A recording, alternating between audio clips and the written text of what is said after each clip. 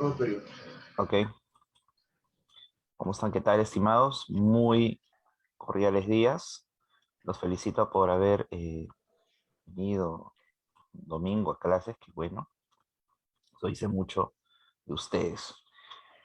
Vamos a hablar de aquello que pueda ser materia de examen de admisión, ¿ya? Las fijas, lenguaje. Los estudiantes rendirán el examen de admisión en la uni. ¿Qué es lo correcto acá? Analicemos, ¿ya? Analicemos el enunciado. Lo que pasa es que los estudiantes, al leer el examen, van a ser los receptores. El examen de admisión, en sí, con sus preguntas, vendría a ser el mensaje. La hoja de papel en que se rinda el examen, si es que fuera presencial, sería el canal. Más si fuera virtual, el examen sería pues la internet, ¿no? El canal. Ahora, el código, ya que estamos en Perú y es el examen de la uni, obviamente el código es el castellano-español. ¿De acuerdo? Ya está. Entonces, para efectos de esta pregunta, la respuesta es la E. En mensaje serían las preguntas del examen de admisión. La respuesta es enano. En realidad, el emisor sería la universidad. El receptor son los estudiantes. El código es el castellano y el canal es la hoja de papel si fuera presencial y la red o internet si fuera virtual. Un tierno beso en la mejilla, ¿qué sería? Hay dos tipos de comunicación, la humana y la no humana. La humana es del Homo sapiens sapiens, nosotros, pues, ¿no? Y esta humana puede ser verbal o lingüística y no verbal o no lingüística. La verbal usa palabras, la verbal o lingüística usa palabras, la no lingüística o no verbal no, usa cualquier otro medio. Y se trata de un beso en la mejilla, pues está haciendo uso de la piel. Entonces, definitivamente es no lingüística, ya que no se usan palabras. No lingüística táctil. Esa era la respuesta.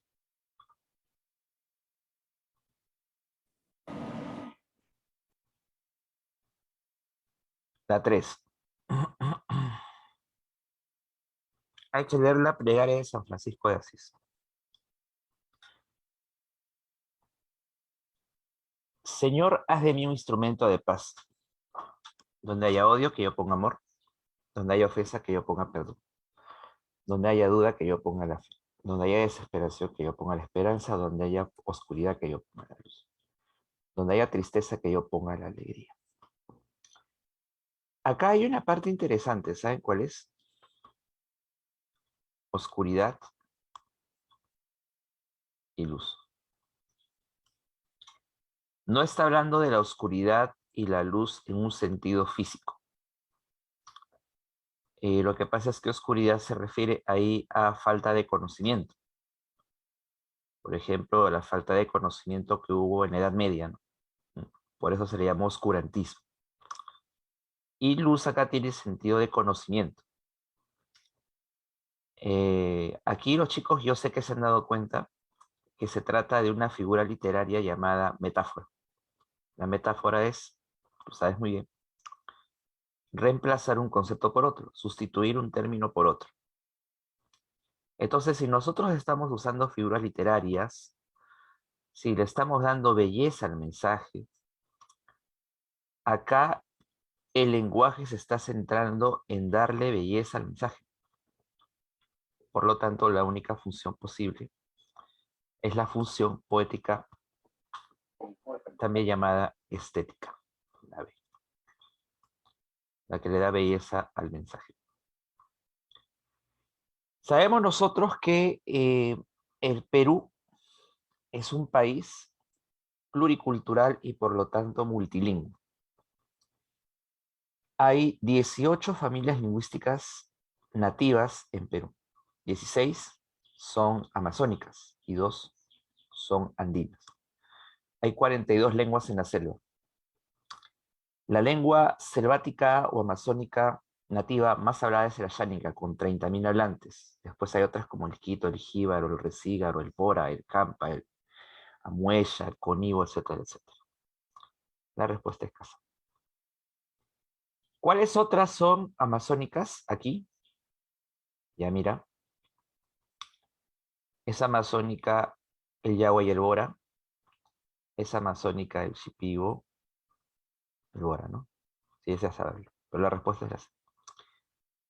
Selecciona la opción donde aparecen nombres de países que históricamente hablan quechua. Ya mira, lo que sucede es que entre las lenguas andinas está el quechua llamado también runasimi. Pasa que runasimi significa la lengua del hombre del pueblo. ¿Dónde se habló quechua? Simple, recuerda tópicos básicos de historia del Perú.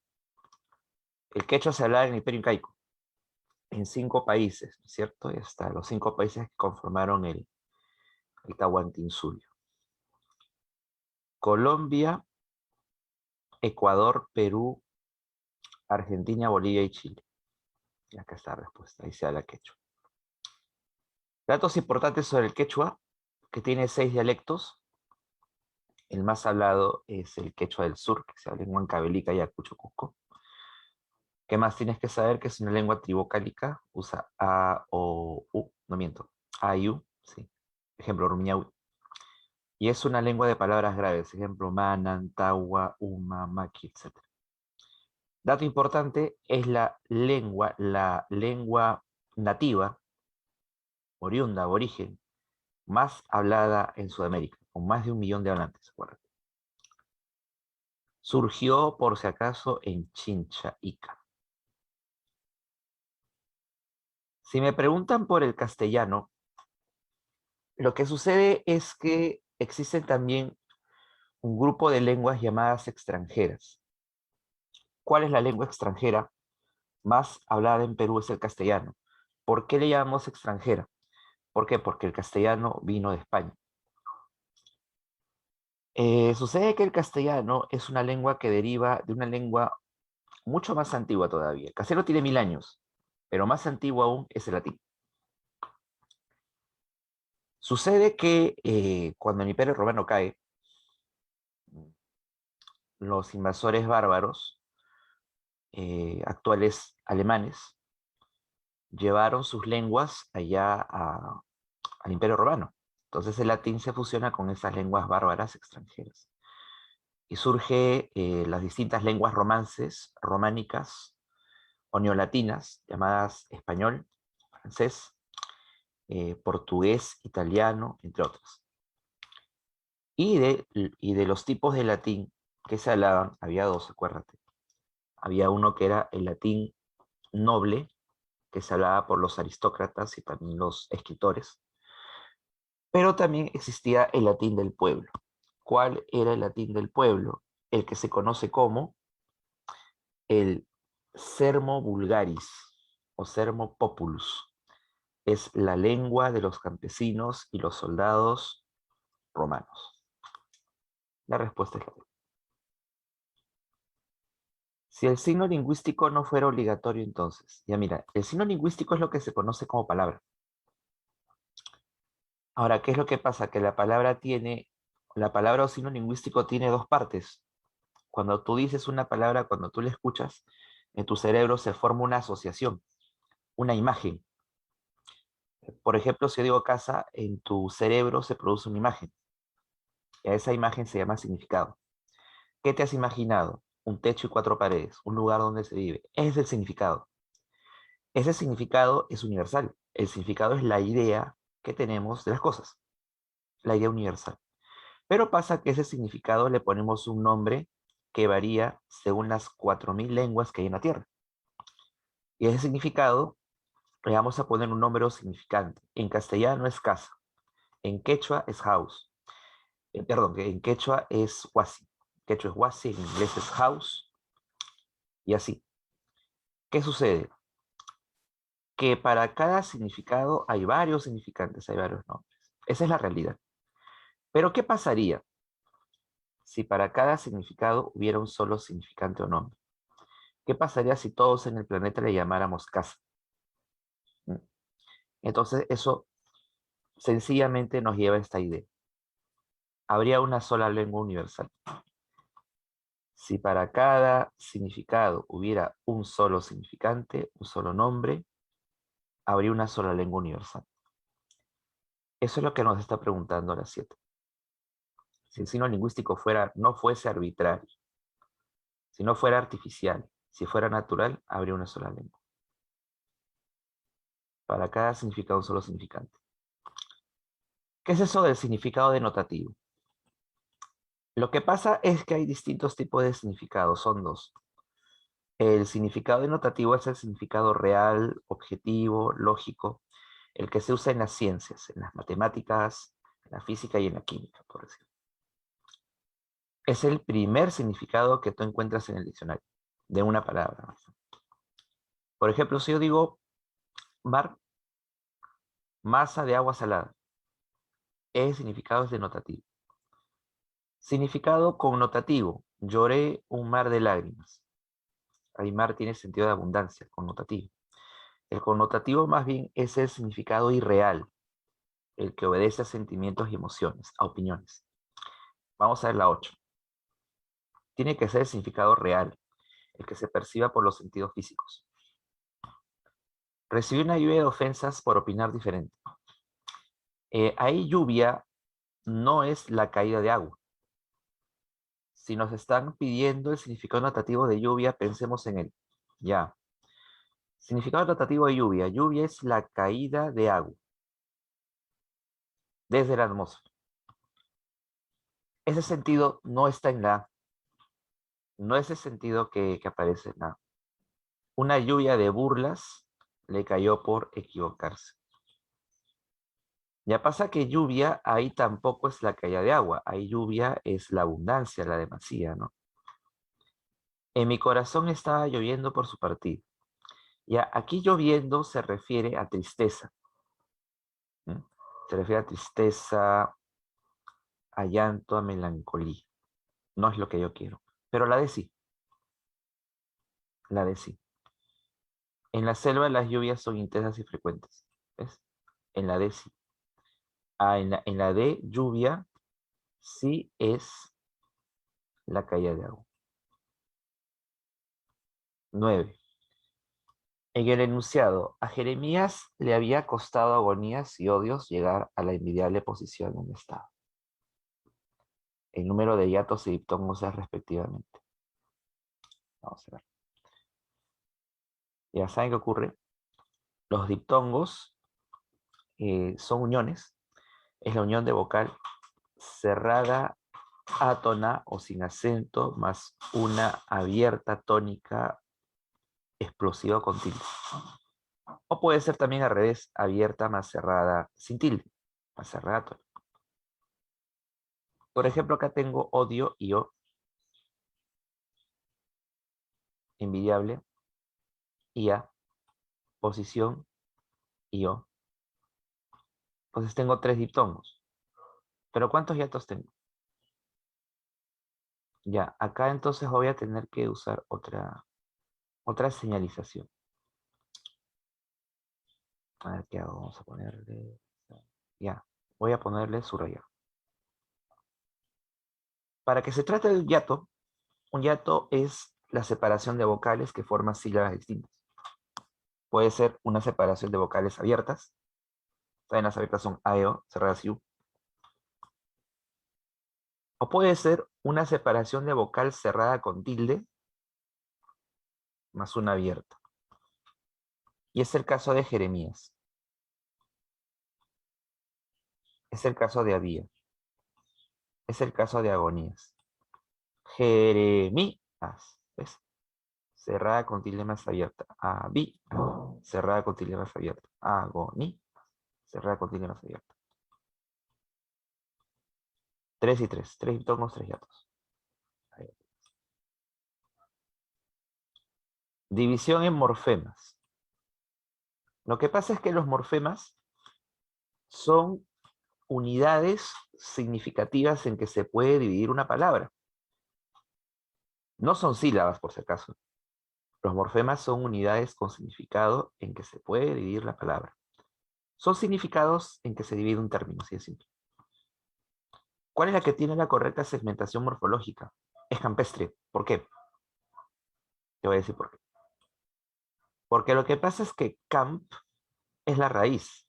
¿Sabes que la raíz lexema o morfema lexical es ese morfema que se mantiene fijo en una familia de palabras, en un campo semántico? Es el que nunca va a cambiar. Campito, campesino, campestre. ¿Ve? Camp, camp. Esa es la raíz. Es lo que se mantiene en un grupo, en una familia de palabras. Y ese es el significado principal, que es camp, área verde. En cambio, estre es lo que se conoce como sufijo. El sufijo es un morfema accesorio, es un morfema que se pone al final de la palabra y que sirve para indicar significados complementarios. ¿Qué es estre? Que se relaciona con. Estre, el encuentro en terrestre, se relaciona con la tierra, rupestre, etcétera, etcétera. Silvestre. La respuesta es la B. Estre es sufijo, morfema que va después de la raíz. ¿Qué palabra es compuesta? Cuando hablamos de palabras compuestas, son aquellas que se forman con dos o más raíces, dos o más lexemas. Todos todos hemos tenido alguna vez al compañero que para conseguir una buena nota con el profesor era demasiado sobón, ¿no? Sobón. Le cargaba el maletín, le llevaba una manzanita, qué sé yo, chupamedias. Ya, y en el trabajo también hay. El que sugiere ideas al jefe para recargar trabajo a los compañeros solo porque alguien con él, es el chupamedias. 11C. Chupa y medias. ¿Cuáles son otras palabras compuestas? Saco largo, roba focos, cubre camas, gira sol, saca corchos, etc.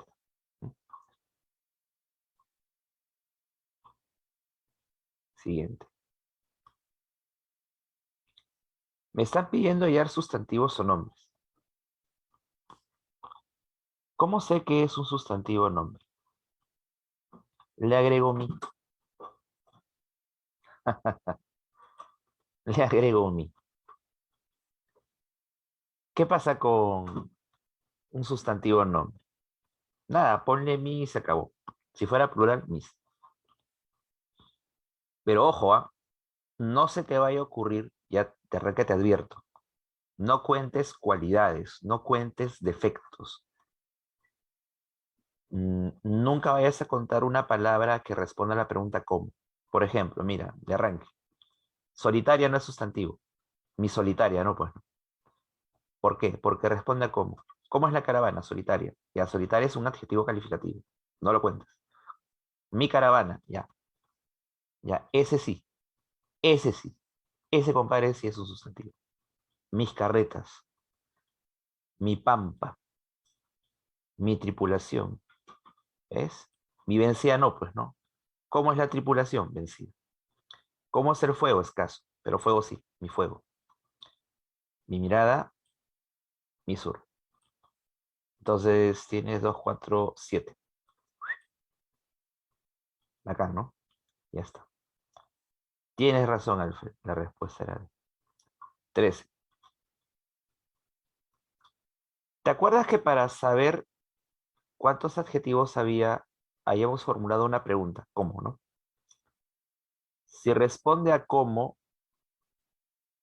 y está junto a un sustantivo, escucha estos tres requisitos para que sea adjetivo. Primero, tiene que responder a la pregunta cómo. Segundo, tiene que sí o sí estar junto a un sustantivo nombre. Si no está junto a un nombre, no es adjetivo. Tercero, por si acaso, debe tener género y número. Evoca las visiones de una caverna fría. ¿Cómo es la caverna? Fría. Ya, como ella, ¿no? Fría. Fría tiene género femenino, ¿ves? Y una selva tórrida, ¿cómo es ella? Tórrida, caliente, ¿no? Charap, tórrida, tropical, ¿no? Tórrida es caliente. Veamos dos. ¿Cómo es la edad? Pasada, edad antresa. ¿Cómo es el reposo? Grave. ¿Cómo es la expresión? Turbia. ¿Cómo es la mirada? Calma. Pues tienes 6 ya. Tienes 6 adjetivos calificativos. Respuesta a la C. Una frase nominal es un grupo de palabras, es un conjunto de palabras que tiene como núcleo un sustantivo o nombre. ¿Cuál suele ser el esquema de una frase nominal? Artículo, sustantivo, adjetivo. Por decir, el, el domingo bonito, ahí está. El domingo bonito. Donde él es artículo, domingo, sustantivo y bonito, adjetivo. Eh, ¿Cuáles son los llamados demostrativos? Los demostrativos son un tipo de adjetivo que indica la cercanía o lejanía. ¿Cuáles son? Son este, ese y aquel. Este, ese y aquel. Y si digo este, ese y aquel, también hay que considerar a sus femeninos y plurales. Este, esta, ese, esa, aquel, aquella. También los plurales.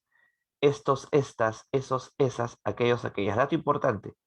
Ni este, ni ese, ni aquel, ni sus femeninos ni plurales llevan tilde. No deben llevar tilde, jamás. Hace tiempo dejó de ser así. Y tiene que estar junto a sustantivo nombre, porque ahí dice bien claro, determinantes demostrativos. Los determinantes son los adjetivos, acuérdate. Los adjetivos demostrativos, los que indican ubicación, los que indican pertenencia, los posesivos y a esos. Los determinantes son adjetivos que no indican cualidades, acuérdate. Tiene que estar junto a sustantivo nombre, sí o sí. Entonces la respuesta, la única, es la C. Vamos a ver por qué ella. Aquellas está junto a sustantivo películas. Y pasa que ya todos miren este está junto a sustantivo mes. Entonces, son los llamados demostrativos. Pregunta, ¿por qué he marcado la C? ¿Por qué tiene que estar junto a sustantivos o nombres? Te dicen determinantes demostrativos. Tienen que estar junto a sustantivo o nombre. Si está junto a verbo es pronombre y por eso es que no voy a marcar. Por ejemplo, por eso yo no voy a marcar la B, por esto. Aquella no está junto a un sustantivo o nombre. Aquella se refiere al verbo vendrá. Si tú ves que este es aquel, está junto a un verbo, o se refiere a un verbo por más lejos que esté, es pronombre. ¿Por qué no es la de? Porque no está junto a un sustantivo o nombre, por eso. ¿Mm? Si está junto a verbo, si no está junto a un sustantivo, muy probablemente es un pronombre. En la A,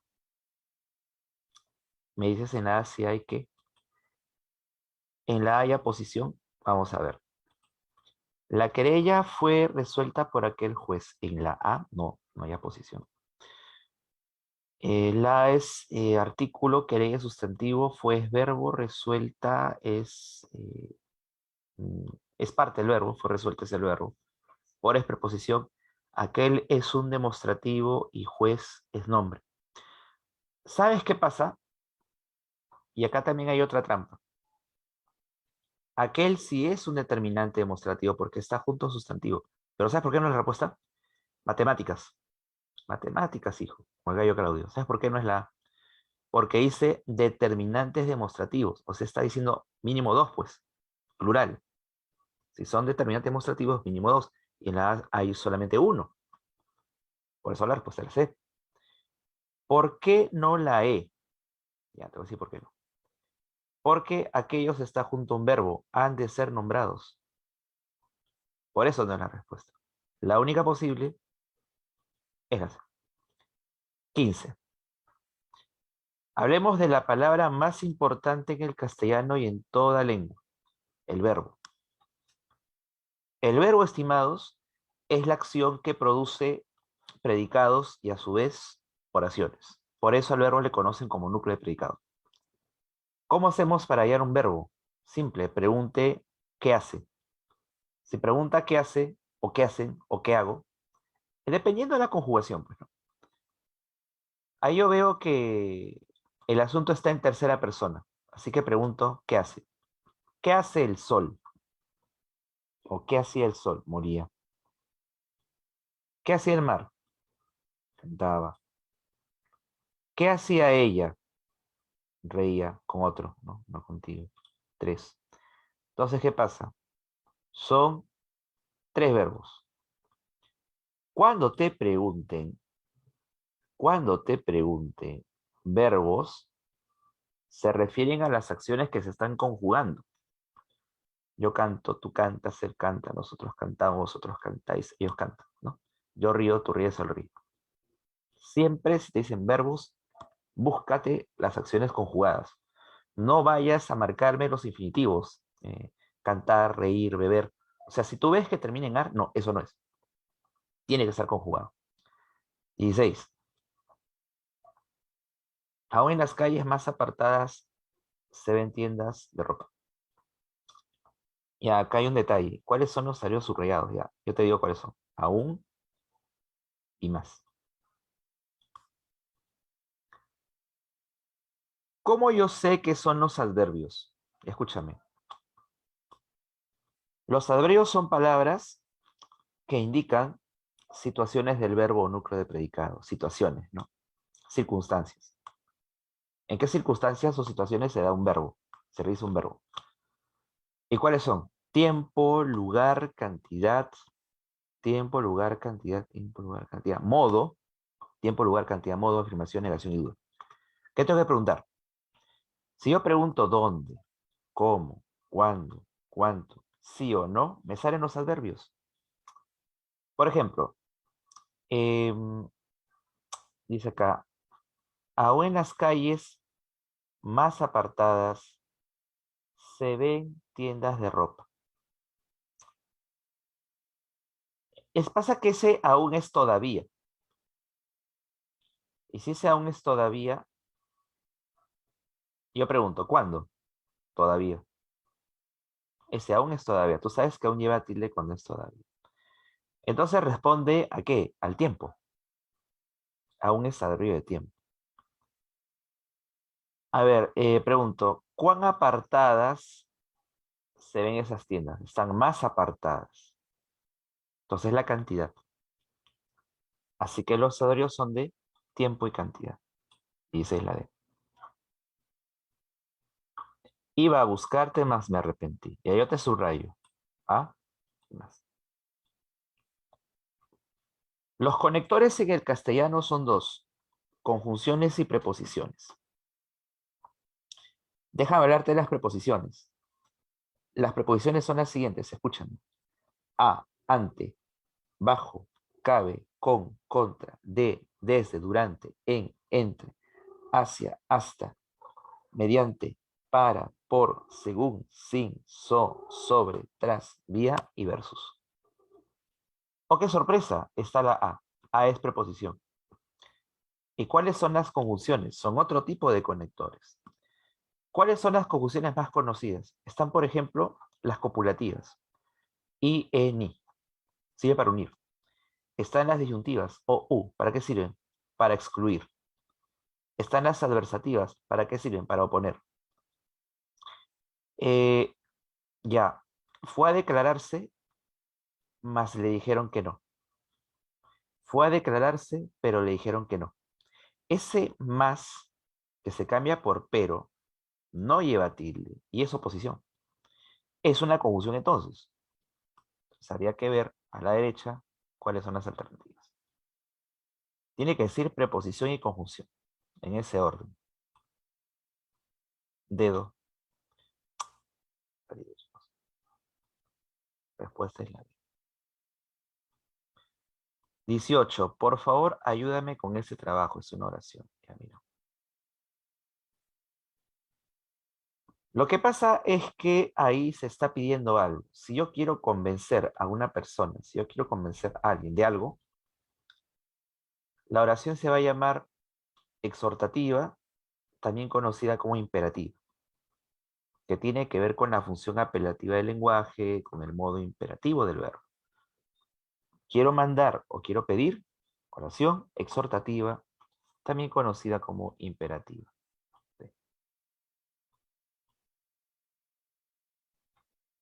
Hay que hallar el sujeto.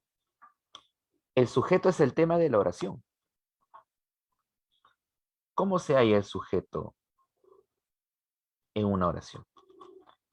El sujeto en una oración se halla siguiendo estos pasos. Primero, muy importante, lo que tengo que hacer sí o sí es hallar el verbo. Si tú hallas el verbo, ya está solucionado tu problema. ¿Cuál es el verbo ahí? Había surgido. Si el verbo es había surgido, entonces pregunto, a ver, ¿cuál es el interrogante para hallar sujeto? Puede ser qué, puede ser quién o puede ser cuál. Ahí vamos a preguntar. Supongamos que quiero preguntar qué. ¿Qué había surgido nuevamente en la taciturna mañana de invierno?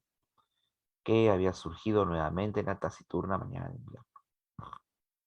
Y la respuesta es ese desaliento íntimo como el sentido ayer. Ese es tu sujetito.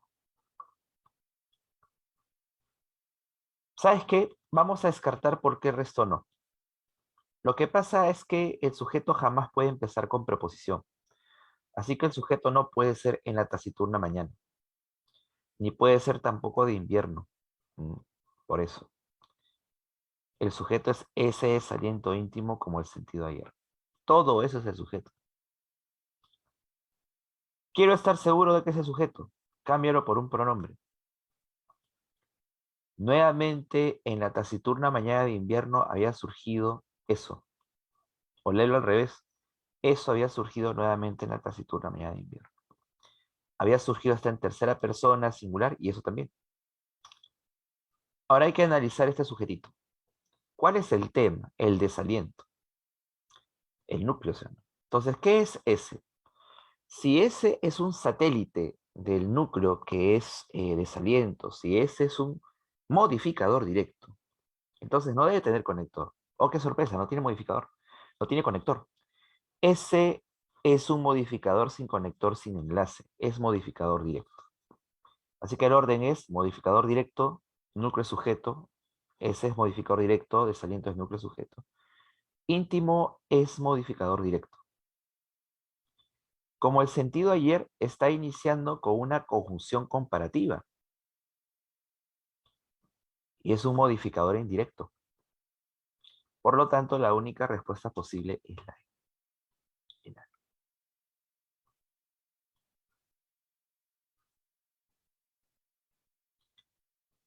Predicado. Haremos del predicado. Señala la oración que tiene objeto indirecto, objeto directo y complemento circunstancial respectivamente. Ya mira, el objeto indirecto se le reconoce porque es el destinatario, o sea, a quien va dirigida la acción. El que gana o pierde con una acción. ¿Cómo se halla el objeto indirecto? Porque lo puedes cambiar por le o les. Le o les. El objeto directo siempre se puede cambiar por los pronombres, escucha bien, la, los, lolas. Por ejemplo, a ver, para que me entiendas. Estudié matemáticas, las estudié. Llamé a mis compañeros, los llamé, ¿ves? Por decir, se me ocurre, lavé la ropa, la lavé, ¿ves?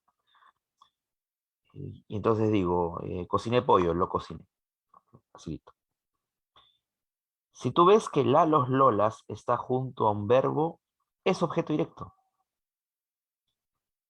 Ahora, un circunstancial es esa parte de la oración que me indica tiempo, lugar, cantidad, afirmación, negación, duda.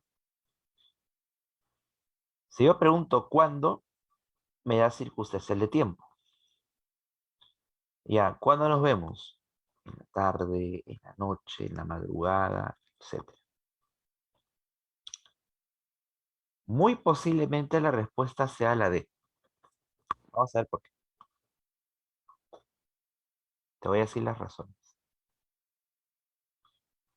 Miren, chicos, cuando ustedes analicen el predicado, y es que en la D solo hay predicado, el sujeto está tácito, yo te lo explicaré en la noche, yo es el sujeto. Primero hay que buscar el objeto directo. Y ya les dije, el objeto directo muchas veces aparece como los pronombres la, los, lolas, pero cuando están junto a verbo. Y oh sorpresa, lo es objeto directo. Al ojo, lo es objeto directo. Te lo explicaré en la noche, lo es objeto directo. Por cierto, el objeto directo es el ser, el objeto, la cosa, la idea sobre la que recae una acción. Te lo explicaré. Algo más. Profe, ¿qué es T? Ya, aquí sí escúchame bien. Mira, te lo voy a hacer bien fácil. Cuando tú veas las combinaciones melo, celo, acuérdate, telo, noslo. Si tú ves a nos, acuérdate de este grupito. Si tú ves a los pronombres nos, si tú los ves a nos junto a pronombres la, los, lolas, no lo pienses, es objeto indirecto y se acabó. T es objeto indirecto porque está junto a los pronombres la, los, lolas. T está junto al pronombre lo. Si yo veo nos que está junto a un objeto directo, la, los, lolas, es objeto indirecto y se acabó el problema. No filosofes, no lo pienses, es y se acabó. Te es oí y lo es o de. Te lo explicaré en la noche. ¿Y en la noche qué es? Circunstancial de tiempo. ¿Cuándo te lo explicaré? En la noche. ¿Ves? Ahí está. Circunstancial de tiempo. Y esa es la respuesta en la 20. La D. Veamos algo más.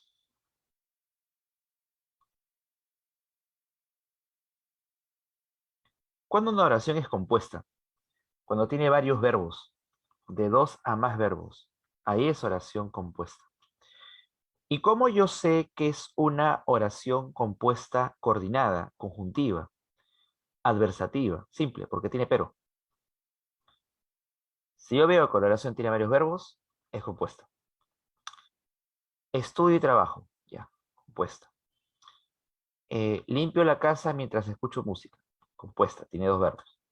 ¿Cómo sé que es adversativa? Porque está uniendo ideas opuestas. Sé que es adversativa porque emplea los conectores adversativos, pero hay uno que ya casi nadie usa, es un arcaísmo, que lo usará pues quien solamente nuestro amigo, el maestro Víctor Morales, ¿no? Empero, ya casi nadie usa empero, empero, sin embargo, está por el contrario, el no obstante, el más sin tilde, el sino junto, ¿no? Ahí está. Entonces tú tienes que buscarme, muy bien Sofía, una oración donde el pero o el más está entre dos verbos. Y la única posible respuesta es la C. Quiere ingresar a San Marcos, más no estudia como debe ser. Ya, quiere ingresar es un verbo. Primera oración, oración 1, ¿no? No estudia como debe ser, oración 2. Allá. Entonces, ¿qué sucede? Ese más, ese pero, está uniendo estas dos oraciones, o llámale también proposiciones si quieres. La cosa es que está uniendo dos enunciados. Ese más está uniendo dos enunciados. Es un conector adversativo, por ende, la oración es coordinada conjuntiva adversativa. ¿Por qué se llama conjuntiva? Porque está usando una conjunción. ¿Por qué se llama adversativa? Porque usa conector adversativo. 22. Miren, es sencillo ya. Yo sé que es una oración compuesta subordinada. ¿Cuándo sé que es una oración compuesta subordinada? Sé que es una oración compuesta subordinada cuando el enunciado, cuando la oración compuesta, ¿vale? Verso, cuando la oración compuesta tiene un enunciado que empieza con qué. Empieza con los relacionantes o enlaces que, quién, cuál, por ejemplo. ¿Qué, quién, cuál? Si empieza con qué, quién o cuál, ya, de arranque subordinada. Veamos. Mira, oh sorpresa. Puede ser la A, sí o no. ¿Y por qué puede ser la A? Nótese que digo puede ser. ¿Cómo también puede ser la D, como dice Sofía? Tengo dos opciones. O es la A o es la D. Incluso hasta podría ser la C. Pero no debo desesperar. Aunque no lo crean, esto se resuelve fácilmente. Ya, yo sé que es la subordinada porque empieza con qué. Tanto en A, C, D. Pero escúchame bien, porque esto ya es una gimnasia mental. Óyeme tú.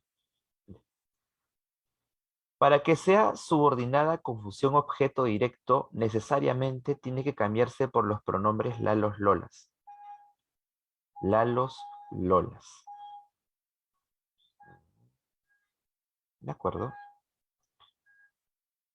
Entonces, vamos a ver. Eso me sorprende. A ver, vamos a preguntar. ¿Qué me sorprende? Eso. Pero ¿se puede cambiar por lalos, lolas? ¿Me lo sorprende? No, no tiene sentido. Ellos confían en lo, no tiene sentido. Uno de mis deseos es lo, tampoco. No es ninguna de esas. Pero ¿saben qué ocurre? Hay otro detalle. Acuérdense que les dije, una subordinada también se puede cambiar por pronombre. Miren la E. El poeta sostuvo, saber más es ser más libre. Por favor, toma nota de lo que te voy a decir. Porque si el examen viene difícil, va a preguntar la 22. Mira. Es cierto, A, C y D son oraciones que tienen enunciado subordinado, pero lo que pasa es que una oración subordinada sustantiva también puede introducirse con infinitivos. Los infinitivos son acciones que terminan en ar, er, ir. Así que, ¿cuál es la subordinada? La subordinada es saber más, es ser más libre. Esta es la subordinada. Profe, pero tiene signos de puntuación. No es una yuxtapuesta, no es yuxtapuesta, ¿sabes por qué no?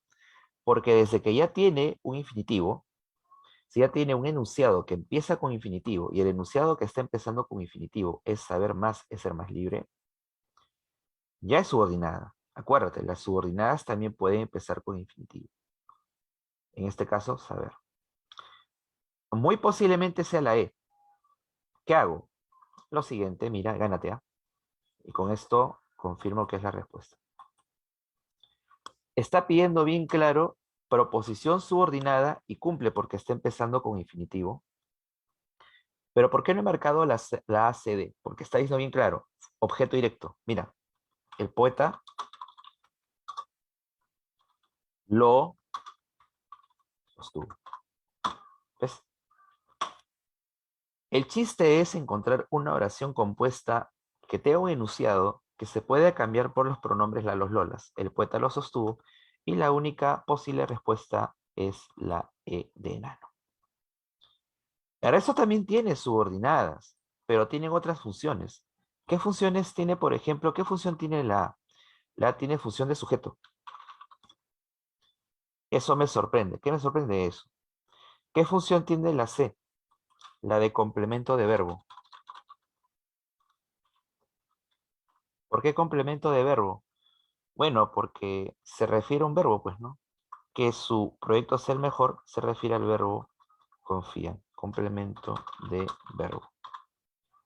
Uno de mis deseos es que seas un hombre justo. Si tú ves que la subordinada va después de un verbo copulativo ser o estar, se va a llamar función atributo. Y ahí tenemos la respuesta de esa pregunta. Bien, hemos concluido la primera parte de nuestro repaso. En un momento voy a enviar estas claves al profesor Jefferson y comenzamos ahora con literatura. Sí, así es. Bien fregadita la 22, ¿no? Bien Penn Davis. Es una pregunta tipo San Marcos para darle nivelcito a nuestro repasito. Ya. Literatura, las fijas. Vamos a tratar de ser como el Guachano y predecir qué puede venir. No como Ronaldo dos Santos, que ese no tiene nada. A ver, veamos. ¿A qué género literario pertenece una elegía? Al lírico. Una elegía es un poema triste, ¿no? Por ejemplo, Mar Anthony canta elegías. ¿Y ahora quién, si no soy yo? Me miro en el espejo y me siento estúpido y lógico, ¿no? Está lamentándose la pérdida, pues supongo en ese momento de Jennifer López, ¿no? Entonces un obeso, ¿no? ¿Y por qué pertenece al género lírico? ¿Por qué? Porque lo que pasa es que está eh, expresando sentimientos o emociones, ¿no? Elegidas conocidas, si quieren tomen nota, porque, qué sé yo, les pueden preguntar. Acuérdate de mí de Salaberry, ¿no? Cuando vea en la desierta playa con mi dolor y mi tristeza, solas, el vaivén incesante de las olas, eh, me acordaré de ti, dice, ¿no? Uno ve. Acuérdate de mí de Salaberry. Pero la más famosa, la más universal, es una que habla acerca de perder a un familiar, ¿no? Coplas a la muerte de mi padre. Nuestras vidas son como ríos que van a dar en la mar que es en la muerte. Nada más triste que perder un familiar. Uno ve. Hablemos de las figuras literarias. Tanto dolor se agrupa en mi costado que por doler me duele hasta el aliento. Pues qué exagerado que eres, ¿no? Bien, bien Neymar eres, bien exagerado. ¿Sí? ¿Cuál es la respuesta acá? La hipérbole. Nosotros escuchamos hipérboles hasta por gusto. Me duele hasta el pelo. Ah, imagínate, pues. Es una exageración. Usamos exageraciones incluso en el lenguaje cotidiano. Todo el mundo sabe de mi honradez. Todo el mundo. ¿Ves? Exagera, ¿no? Sé que las figuras literarias se emplean tanto en la literatura como en el habla cotidiana, ¿no? En la expresión diaria. Acuérdate, la hipérbole es la exageración. Y ya que estoy en esta pregunta, ¿qué te parece si al toque, antes de pasar a la 3, explico rápido el resto? ¿Qué es el símil? La nota, la comparación. Labios como azúcar, ¿no? Hiperbatón es la alteración del orden. En lugar de decir en el ángulo oscuro del salón en el ángulo oscuro. ¿Qué es la anáfora? Es cuando se repite un término al comienzo de los versos. Por ejemplo, mujer, quédate, mujer, ámame, mujer, me acá, ¿no? Algo así. Mujer, mujer, mujer. La metáfora es el reemplazo de un concepto por otro. En lugar de decir, por ejemplo, ponte Zeus, yo puedo decir, o en lugar de decir Júpiter, el mentido robador de Europa. Lo que pasa es que en la mitología greco-latina, Zeus, un bandido, se convierte en toro para hacer suya una mujer llamada Europa, ¿no? Altas zoofilias. Bandidos eran estos griegos. Hiperbatón es cuando alteras el orden, efectivamente. 3. Es una característica que no corresponde a la Divina Comedia. Ya escúchenme. Lo que pasa es que la Divina Comedia es una obra que fue compuesta en la Edad Media, por lo tanto pertenece a lo que se conoce como medievalismo. El autor fue Dante Alighieri, y tienes que saber que es una obra que pertenece al género épico narrativo. La especie es la epopeya religiosa, y tienes que saber que es una obra que está ahí en tres partes, infierno, purgatorio y paraíso. Asimismo, tienes que conocer que es una obra que está dividida en, escucha bien, 100, 100 cantos. Y lo que sucede es que el infierno es el que tiene más cantos, tiene 34 y el resto, cada uno tiene 33. La estrofa que emplea es el terceto. ¿Qué quiere decir esto? Una estrofa, a ver los que de repente por ahí quieren escribir poesía, ¿no? O escribir canciones. La estrofa es un ordenamiento de versos y un terceto es un grupo de 3 versos, pues, ¿no? Es un conjunto de 3 versos, si quieres mirarlo así. Y usa el verso de 11 sílabas, el verso en decasílabo. ¿En qué lengua está escrita? En italiano. Originalmente escrita en italiano. Si bien es cierto, Dante escribió obras en latín, la Divina Comedia fue la excepción. Ah, por cierto, él no le puso el nombre de Divina, se la pone Giovanni Boccaccio. ¿Y de qué trata la Divina Comedia? Bueno, es un tipo que tiene un sueño. Durante 7 días, él va a recorrer el más allá. ¿De qué trata la Divina Comedia? Es el viaje de Dante por el más allá. Así de simple. Dante representa, ¿sabes a qué? Dante representa al hombre pecador. Dante representa a la fe cristiana disminuida. Y la selva oscura en la que está Dante es el pecado. Y las fieras que se le lanzan encima para querer comérselas, ¿quiénes son? ¿Venecas serán? No. Esas 3 fieras, ¿sabes qué son? Son el león que representa la soberbia, está la loba, que Shakira será, ¿no? La loba es la avaricia y la pantera es la lujuria. ¿Sabes qué pasa? Es una obra religiosa. ¿Por qué es una obra religiosa? Simple, porque mencionan a Dios, porque mencionan a Jesús, mencionan a la Virgen María y obviamente también mencionan a Satanás, porque Satanás está en el infierno. De hecho, ¿cuál ha sido la pregunta que siempre viene en cualquier examen de admisión sobre la Divina Comedia? En el infierno, esa pregunta que repiten más que el Chavo del Ocho. ¿Cuál es el pecado que es más grave en el infierno? Definitivamente es la traición. Y hay una alta connotación religiosa, ¿por qué? Porque hay un número que se repite, ese número 3 apunta. La Santísima Trinidad, ¿sí o no? Porque el demonio, por ejemplo, tiene, ya, esto les cae a pelo. Full matemáticas ahorita, mira. El demonio tiene 3 caras, número 13. El demonio tiene 6 alas, múltiplo de 3. El infierno tiene 9 niveles, múltiplo de 3, ¿sí o no? ¿Ves? Acá, ¿no? Hay una connotación religiosa, se repite el 3 a cada rato. ¿Cuál es falsa? Más falsa que tu ex. A ver, rápido, 3, vamos. ¿Cuál es mentira? ¿Se acuerdan que lo dije?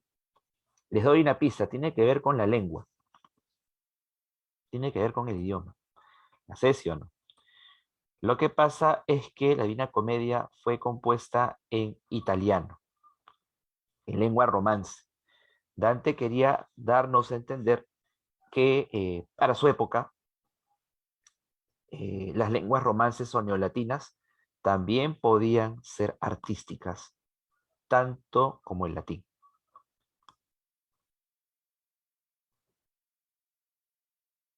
La novela Las cuitas del joven Werther.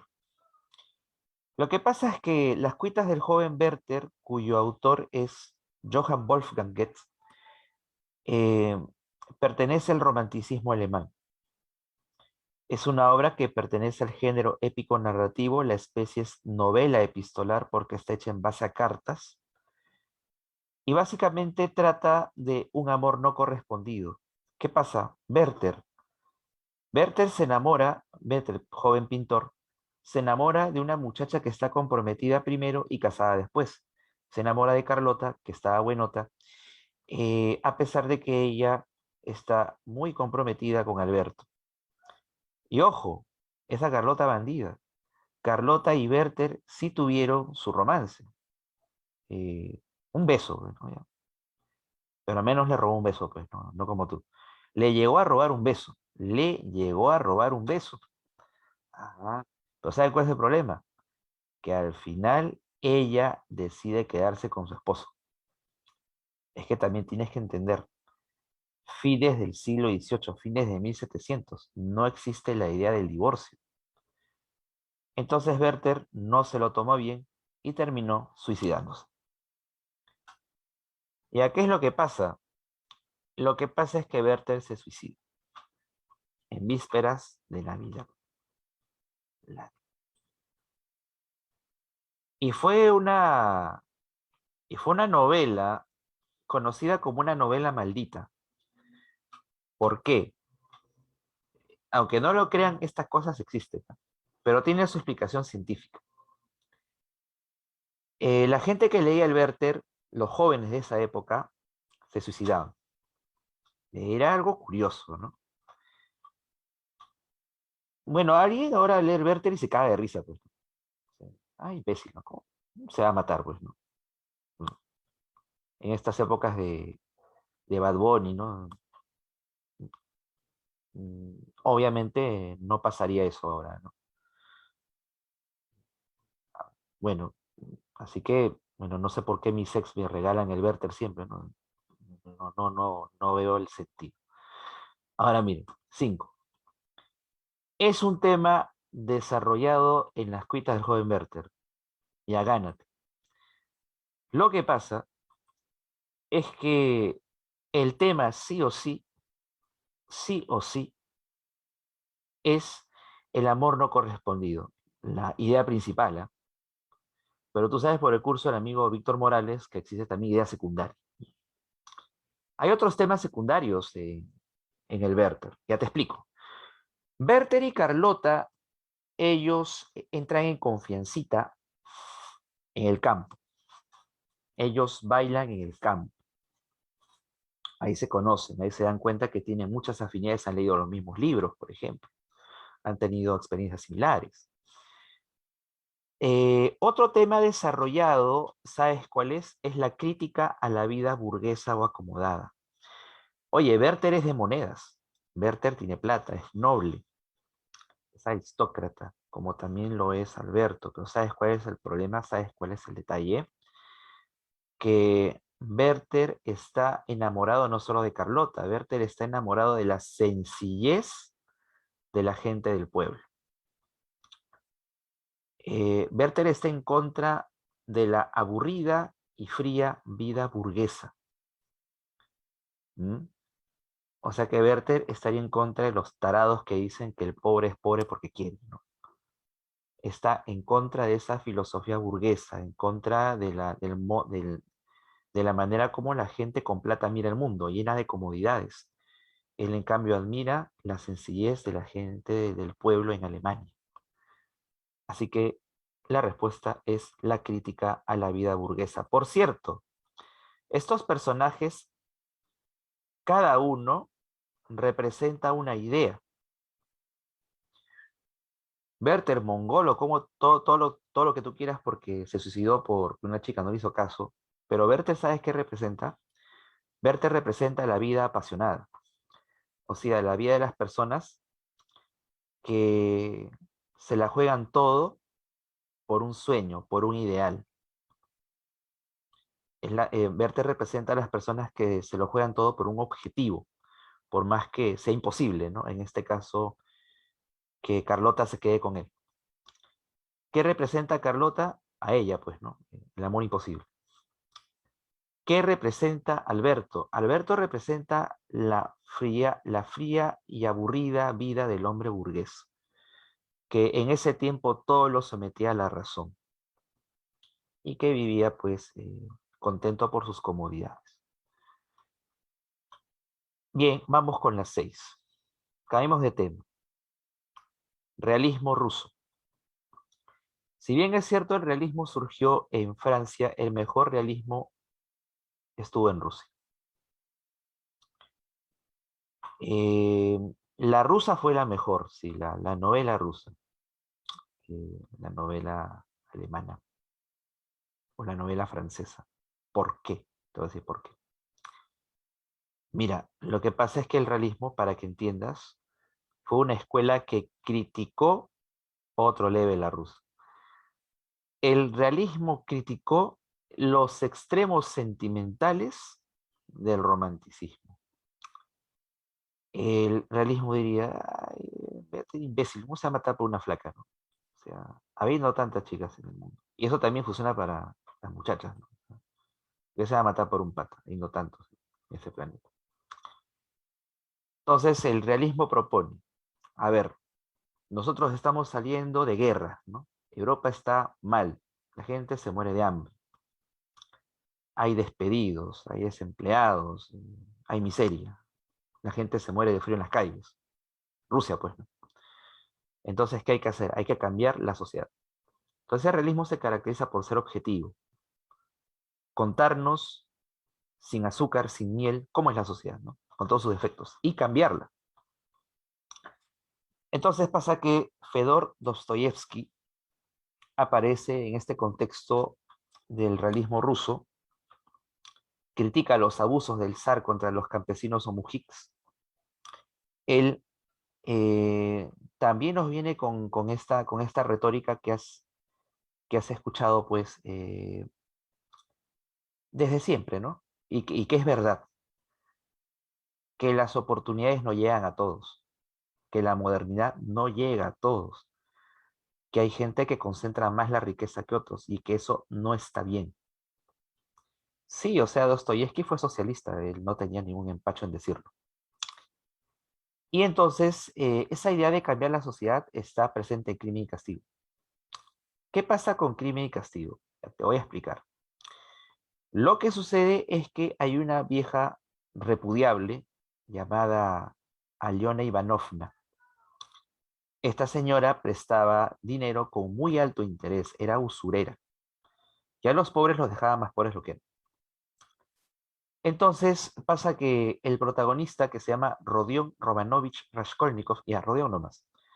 Rodion es un estudiante de Derecho que dejó su carrera por no tener dinero. O sea, el pobre no tenía ni qué comer, ya debía mucho tiempo la renta de su habitación, de su cuarto.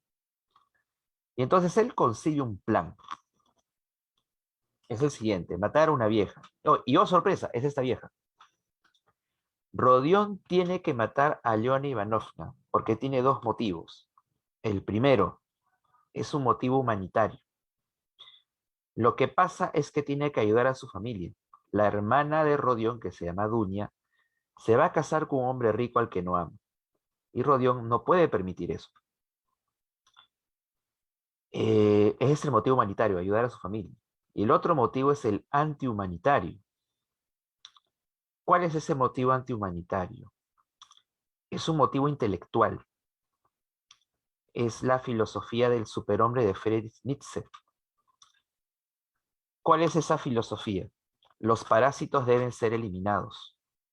La gente inútil debe ser eliminada.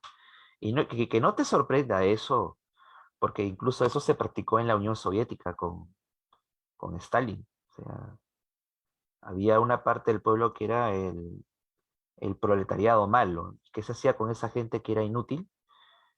Agradece que Castillo va a mandar al servicio militar. En la Unión Soviética, ¿qué hacían con ellos? Con los vagos, ¿no? Eh, con, con los Free Fire. ¿Qué hacían con ellos? Al paredón de frente lo fusilaban. Lo fusilaban, así de simple. Entonces, ¿qué pasa? Que Rodión la tiene clara. Rodión tiene que eliminar a los parásitos, a la gente que no sirve para nada.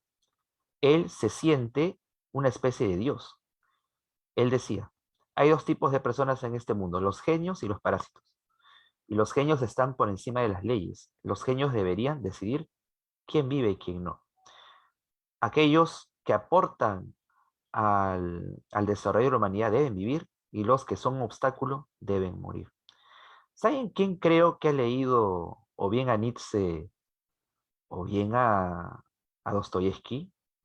El autor de este cómic y también de este manga, de este anime que se llama, no sé si ustedes han visto, si no han visto tienen que verlo, Death Note. Es la misma idea, ¿no?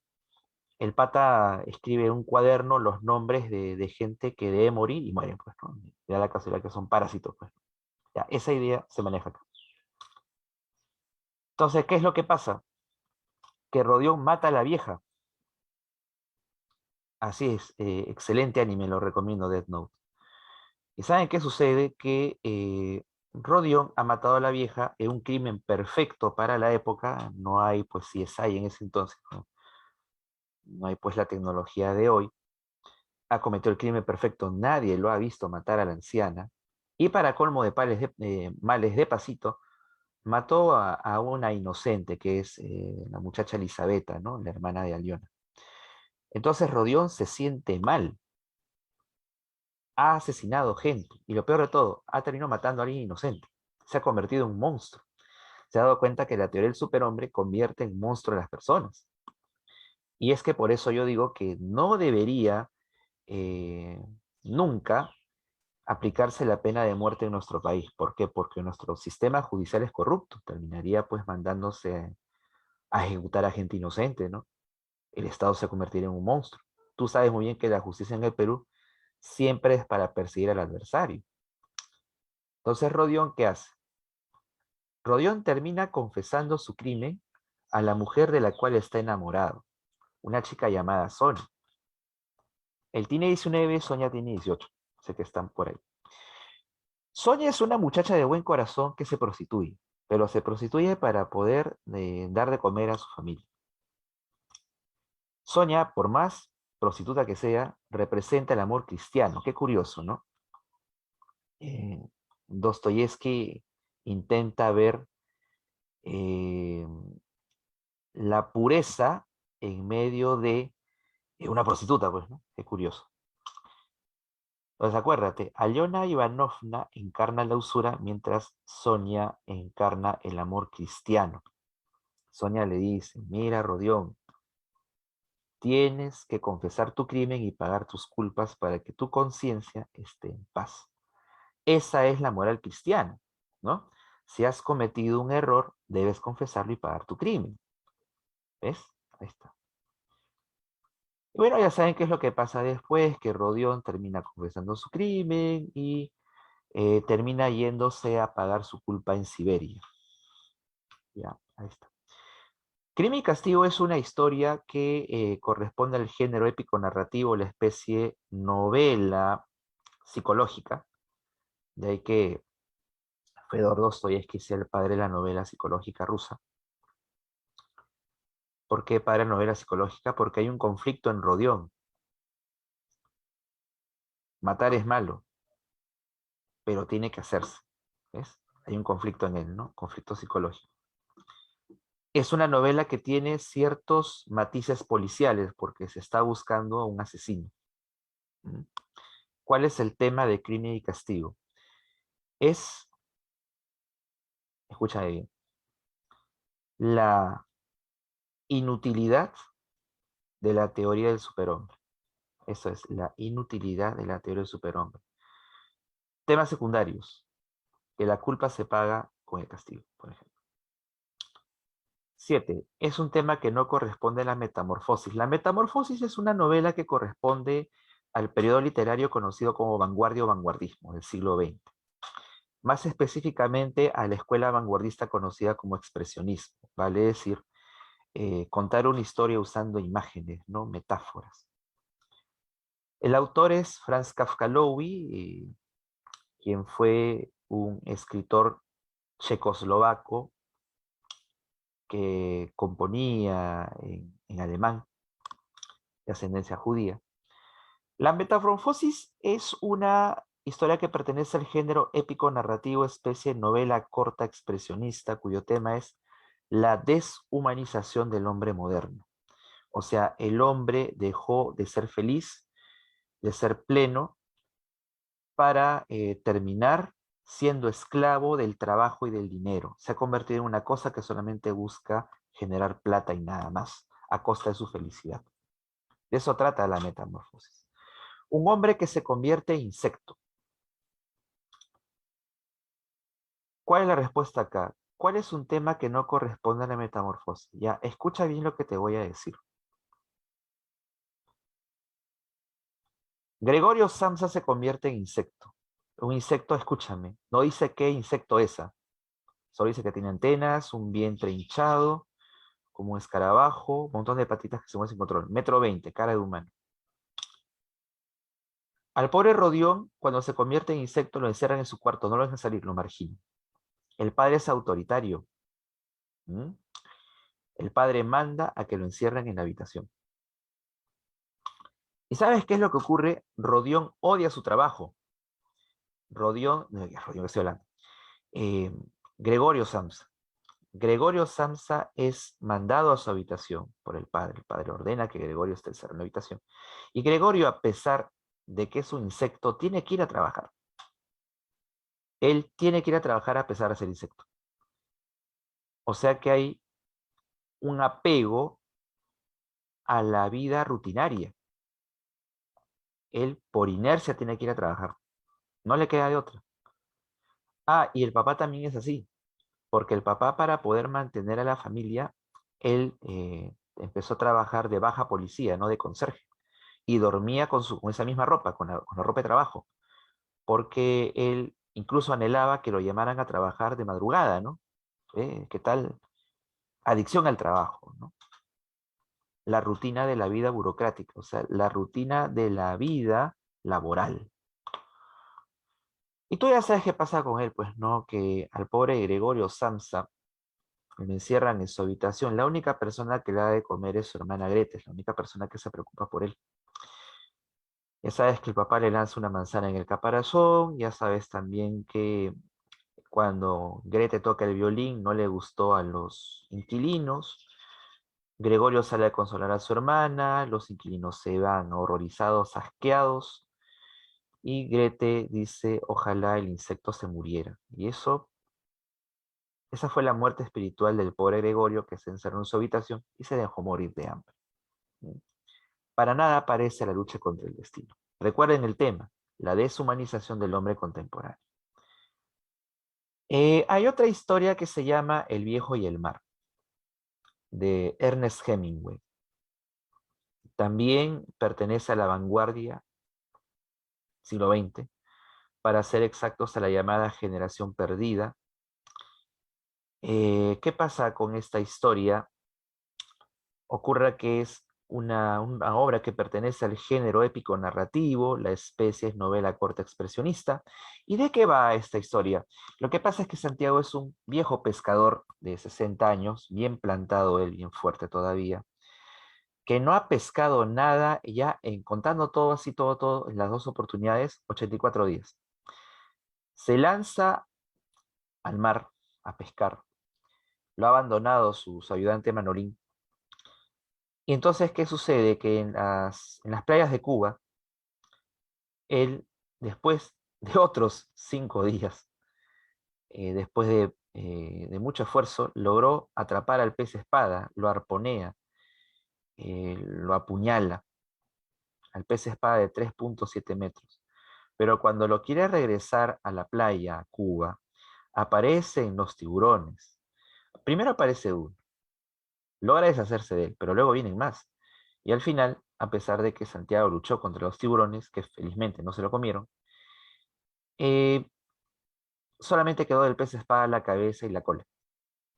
Pero aún así Santiago está feliz porque logra poner los restos del pez espada colgado de 2 postes y está orgulloso porque nadie antes había traído una presa así a la playa. Entonces, el triunfo de Santiago sobre el pez espada representa el triunfo del hombre sobre la naturaleza. El triunfo del hombre sobre la naturaleza. Entonces, ¿qué significa? Mira, te voy a explicar. Lo que pasa es que Santiago se siente un triunfador. ¿Me estás escuchando? Santiago se siente un triunfador. ¿Cuál es la respuesta? Étate. Incluso hay una frase en el libro que resume la filosofía de Ernest Hemingway. Un hombre podrá morir, pero no podrá ser vencido. La A. Y este tío es bacán, ¿sabes por qué? Santiago, porque llega con fiebre, cansado y se va a dormir. Y el viejo es tan chamba que incluso cuando duerme sueña que está cazando lobos marinos, ¿no? Alucinante, ¿no? Es una historia que nos habla como, anota el tema, el triunfo del hombre sobre la naturaleza. Temas secundarios, la perseverancia, o sea, nunca rendirse. 8A, 9. El cantar de Miocid. El cantar de Miocid es una obra que pertenece a la Edad Media, al medievalismo. El género es épico narrativo, la especie es cantar de gesta, el autor sigue siendo anónimo, y el tema central es el siguiente: la pérdida y la recuperación del honor o la honra de el Cid Rodrigo Díaz de Vivar. Lo que pasa es que al Cid lo acusan de un crimen que no cometió. La clásica, ¿no? Eh, ¿Cómo era? García Ordóñez le había mentido al rey Alfonso diciéndole que el Cid se había robado su dinero, el dinero del rey Alfonso. Y el rey Alfonso VI lo destierra de Castilla. Esa es la primera parte llamada el destierro. La misión del Cid en el primer cantar es recuperar su honra, y lo logra. Vence a los árabes que están fuera de Castilla, conquista reinos, se hace rico, pero lo que pasa es que ya en la segunda parte, que se llama Las Bodas, el rey Alfonso VI obliga al Cid a que las hijas del Cid se casen con los sobrinos del rey Alfonso, que son los infantes o príncipes Fernando y Diego González, los infantes de Carrión, para que el Cid sea perdonado y vuelva a Castilla. Se celebran las bodas, el Cid conquista Valencia en el segundo cantar, y en el tercer cantar ocurre que los infantes de Carrión se revelan como lo que son, como un par de cobardes que quedan mal porque habían huido del león, que es la mascota del Cid, que se escapó de la jaula, mostraron su cobardía en batalla, y como los infantes de Carrión odiaban al Cid porque era del pueblo, terminaron golpeando, azotando a las pobres muchachas. Y eso da nombre a la tercera parte, que se llama la afrenta o la deshonra de Corpes, porque las azotaron frente al roledal de Corpes. Y ese es el cantar de Miocid. Ay, bueno, y el Cid pide un juicio al rey Alfonso VI, el juicio es un duelo, los hombres del Cid vencen a los infantes de Carrión, las chicas quedan solteras otra vez, y el Cid les consigue nuevos esposos, los infantes Navarra y Aragón, y así el Cid también, por matrimonio de sus hijas, se convierte en un noble, un Penn Davis el Cid. Entonces, es el cantar de Miocid. Ya, vamos a cambiar de tema. Edad moderna, Renacimiento. En el Renacimiento español, en cuanto a la poesía, has de saber que el siglo XVI corresponde al Renacimiento español. En la poesía española se pone de moda el estilo italiano, la escuela italiana. Y en la escuela italiana de poesía destaca Garcilaso de la Vega, quien compuso la Égloga I o Salicio en Amoroso. Lo que pasa es que en esta obra Salicio está enamorado de Galatea y Galatea no le hace caso a Salicio. O más dura que mármol a mis quejas y el encendido fuego en que me quemo, eres más helada que nieve Galatea. Nemoroso está enamorado de Elisa y Elisa le hace caso, pero Elisa se muere. Nemoroso está triste porque Elisa murió. Pero lo que pasa es que Nemoroso dice: cuando yo contigo en estos bosques me recreaba. O sea, habla él de la época en que era feliz junto a Elisa en el campo. Y ese tema se llama Beatus Ile. ¿Qué significa Beatus Ile? La vida apacible del pastor. Cuando yo en las sombras del bosque contigo me recreaba. Habla acerca de la vida feliz que tuvo junto a Elisa en el campo. Beatus Iles, bendita la vida del pastor, bendita la vida del que vive en el campo. La ve. El Lazarillo de Tormes es una obra anónima que, sabes qué, data del Renacimiento, siglo XVI.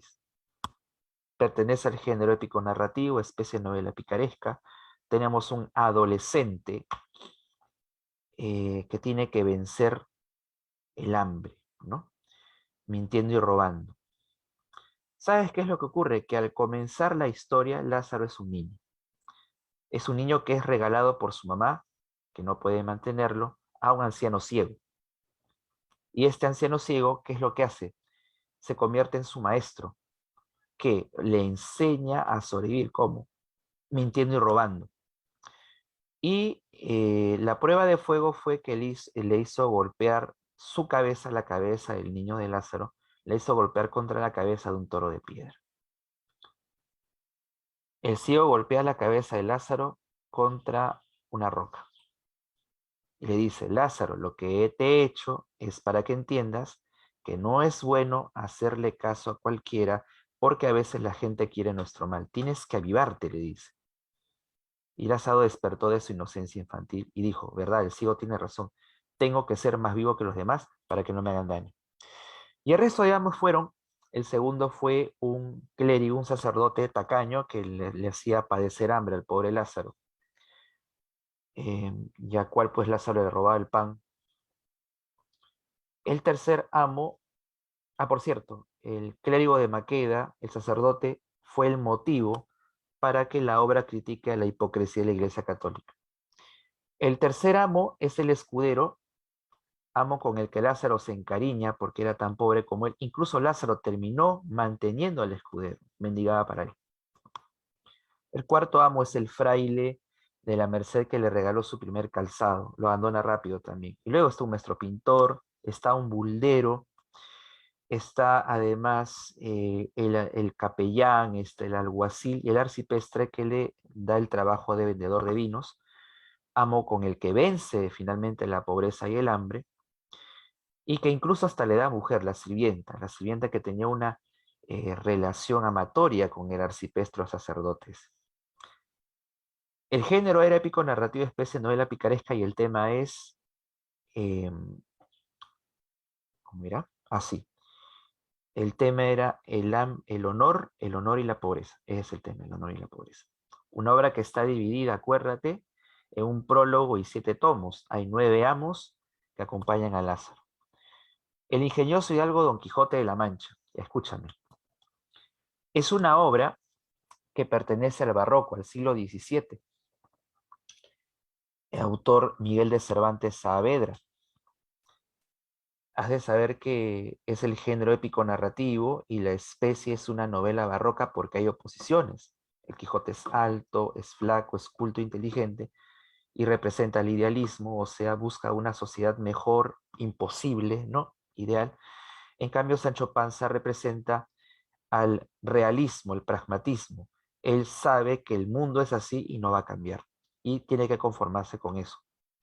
Sancho Panza es gordo, es bajo, es chato, es ignorante y es torpe.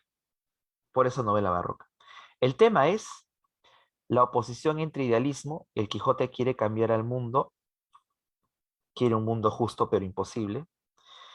Y el realismo de Sancho Panza que acepta el mundo tal y como es. De hecho, Sancho Panza le dice, pero vuestra merced, esos no son gigantes, esos son molinos de viento, le dice. El realismo, ¿no? 12b. Soledades de Luis de Góngora es un grupo de poemas que iban a ser 4, pero lo que pasa es que solamente terminó uno y el segundo lo dejó a medias. Soledades de Luis de Góngora pertenece a la poesía barroca, a la escuela culterana, género lírico, especie égloga, porque se desarrolla en el campo, y básicamente ¿de qué trata? Es un muchacho náufrago que ha sido abandonado por su enamorada, quiere alejarse de ella, se sube al barco, el barco naufraga y está en piña que ni la muerte lo quiere, el pobrecito. Entonces el náufrago llega a la orilla, al campo, y se encuentra con unos cabreros que lo desvisten, ¿no? O sea, le ponen otras ropas, lo nutren, le da de comer, de beber, ahí su lechecita. Y luego estos cabreros con él se van a unas fiestas, a unas bodas. Básicamente eso trata, de soledades. Ah, caray. La respuesta es el encuentro de un náufrago con unos cabreros. Un asunto muy sencillo para un lenguaje demasiado difícil. Era del año la estación Florida en que el mentido robador de Europa, bla, bla, bla, bla. 13b. Lo que pasa es que Calderón de la Barca compone una obra llamada La vida de sueño. La vida de sueño corresponde al barroco. Es teatro barroco. Género dramático, especie drama filosófico. Lo que pasa es que Basilio, el rey, ha tenido ha leído su horóscopo y dice que el hijo que le van a nacer iba a ser malo, así que Basilio sabe que hizo bien malo Basilio. Encerró a su hijo en una torre, lo encerró en unas ruinas. ¿Y qué es lo que sucede? Que es un secreto de estado la existencia de este chico llamado Segismundo. Y pasa que Clotaldo lo cuida, le da de comer y lo educa. Y lo descubre una chica llamada Rosaura, con su sirviente Clarín. ¿Y qué es lo que pasa? Que, oh sorpresa, Rosaura es la hija de Clotaldo. Rosaura está vestida de caballero. No es reconocible, ¿no? Por su padre. Rosaura encuentra a Segismundo, quien dice, ay, mísero de mí, hay infeliz, apurar los cielos pretendo. Entonces pasa que Clotaldo tiene como misión llevar a todo aquel que descubra a Segismundo, llevarlo ante el rey para ser ejecutado. Pero lo que pasa es que Clotaldo reconoce la espada, que esa espada que porta Rosaura, esa espada, le pertenece a él. La única posibilidad es que si la espada es de Clotaldo, obviamente que ese caballero es su hijo, en este caso hija. Recuerda, no sabe si es mujer, porque está vestida de caballero. Entonces duda, ¿qué hago? ¿Le entrego al rey o no? Y cuando la lleva con el rey Basilio, felizmente, airecito a la Rosa de Guadalupe, Basilio tiene un arranque de culpa y entonces decide decir la verdad. Yo tuve un hijo, se llama Segismundo. Ya no importa que él sepa, ya déjalo tranquilo. Entonces es mentira que Rosaura sea ejecutada. No, a Rosaura no la ejecutan. Y al final lo que pasa es que a Segismundo lo sueltan y hace una guerra civil contra su viejo, lo derrota y al final lo perdona.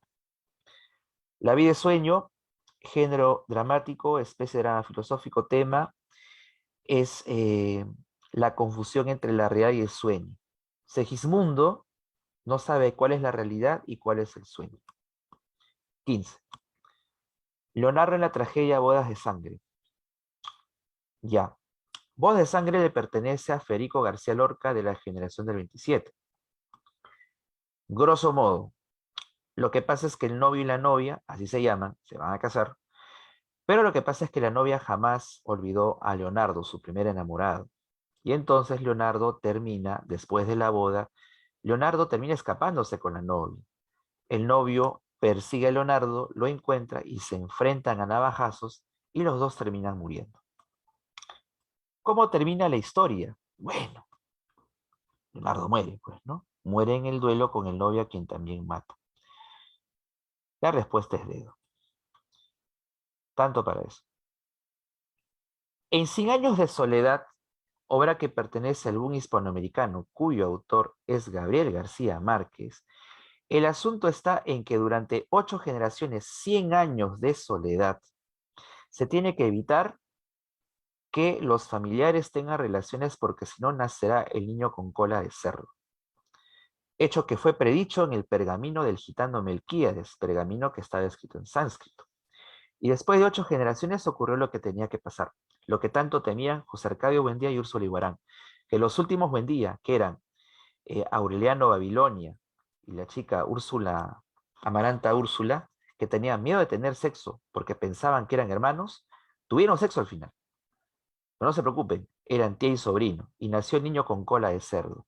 Y cuando nace el niño con cola de cerdo, llega el apocalipsis para Macondo, porque un viento llega y se lleva las casas, se las lleva lejos. El viento despedazó Macondo, y al niño con cola de cerdo se lo llevan a comer las hormigas. Ya. Género de la obra épico-narrativo, especie novela del realismo mágico, y el tema es la soledad y la vida descontrolada. Los Yarabíes de Mariano Melgar, época de la independencia. Eran en realidad tía y sobrino, no eran primos. 17. Ya, hijo, lo que pasa es que esta época de los yarabíes es la independencia, finales del siglo XVIII, 1700 y comienzos del siglo XIX, 1800. Pasa que Mariano Vergar compone los yarabíes que pertenece al género lírico, especie yarabí, que es una mezcla de el sentimiento amoroso de abandono incaico, el sentimiento amoroso de abandono en el Tahuantinsuyo, con el estilo español de componer versos, versos cortos. Em, ya, mira. Vuelve mi palomita, vuelve a tu dulce nido. ¿Ves? Habla acerca de que ella lo terminó, ella lo dejó, ¿sí o no? Amor, amor, no quiero, no quiero más amar. El tipo ya no quiere saber nada con el amor. Está decepcionado. Amor, amor, no quiero, no quiero más amar. No soportó nunca el abandono. Ya saben, el tema es el abandono amoroso en los yarabíes. Es una especie mestiza, una poesía mestiza. ¿Cuál es el tema central de Don Dimas de la Tijereta? Obra que pertenece al romanticismo peruano, género, narrativo, especie, tradición. Es una de las 455 tradiciones de Ricardo Palma. Don Dimas de la Tijereta es un notario, es un abogado que hace un pacto con el demonio llamado Lilith. Durante 3 años ellos serán pareja. eh, Don Dimas de la Tijereta será pareja de Visitación durante 3 años. Él tiene 70 años, ya tiene 23. ¿A cambio de qué? Don Dimas le entrega su almilla, que era en realidad un calzoncillo. Pasa que el notario o escribano Don Dimas de la Tijereta engañó al demonio. El demonio le dio a una mujer y el escribano le pagó con un calzoncillo. Mi almilla en lugar de alma. ¿Cuál es el tema? La astucia de un abogado. Peruano tenía que ser. El Caballero Carmelo corresponde a una época llamada posmodernismo, cuyo autor es Abraham Valdelomar Pinto. Básicamente es una obra que pertenece al género épico narrativo, especie de cuento criollo, cuyo tema es la valentía de un gallo. Ya saben qué es lo que pasa, que el Caballero Carmelo, gallo viejo, enfrenta a un gallo más joven, el Ajiseco. El Caballero Carmelo vence al Ajiseco, le gana, lo mata, pero el Caballero Carmelo quedó muy mal herido y termina falleciendo, producto de esta pelea. No, el Caballero Carmelo fallece al final. Lo entierran al pobrecito. En el poemario Trilce Vallejo hallamos. César Vallejo, gran poeta que perteneció al vanguardismo del siglo XX, compuso Trilce, su segunda obra. La primera es Los Heraldos Negros, la segunda es Trilce. Trilce pertenece al periodo vanguardista del poeta. Trilce se llama Tres veces triste o triste Zelda o Tres veces dulce mi mamá. Lo que pasa es que en la obra habla acerca de lo siguiente, en grosso modo. Vallejo escribe Trilce en la cárcel, allá en Trujillo, mientras que su madre murió en Santiago de Chuco. No pudo despedirse de ella. Así que Trilce es un libro que habla acerca de 3 cosas. La primera, la muerte de su madre. La cárcel, porque Vallejo escribió Trilce en la cárcel. Y también el hogar provinciano. La respuesta, ¿cuál es? Es la A, 20A. Estimados muchachos, muchísimas gracias por venir. Espero que el repaso haya sido provechoso. Les deseo el mayor de los éxitos. Por favor, para mañana estén tranquilos y hagan todo bien porque ustedes han hecho sus cosas, la mejor manera, han hecho bien sus tareas, han estudiado. Y lo que viene, pues, es el inminente triunfo e ingreso. Respondiéndote a Arnold, el género del poema y de la vía del campo se llama égloga. Y la especie es égloga y el género es lírica. Bien, chicos, me despido. Que sigan teniendo un bonito fin de semana y que mañana sea, pues, un éxito total. Hasta luego, amigos. Hasta luego, Jefferson. Cuídense Gracias, mucho. Felipe. Un abrazo, amigo. Gracias Abrazo, amigo. por todo el aporte en este ciclo. Todos los fines de semana que hemos estado dándole duro a los muchachos ahí. Ya tienen que ir tranquilos, nomás el día de mañana a reventarlo. Un enorme Así abrazo, es. amigo. Hasta Gracias. luego, amigos. Cuídense bastante. Éxitos para mañana. Nos vemos. Gracias, gracias. Muchachos, ¿qué tal? ¿Estamos listos? Ya está el profesor Heredia con nosotros. Vamos a hacer la parte de razonamiento matemático. En este mismo instante, yo estoy compartiendo con ustedes el material. ¿Ya? En este mismo instante, chicos, estoy compartiendo con ustedes el material que vamos a trabajar en razonamiento matemático. ¿Ya? Ya está prácticamente en el grupo WhatsApp. Sí, ya llegó, chicos. Me imagino que llegó. Confírmeme, por favor. Profe, ¿cómo está? Buenos días.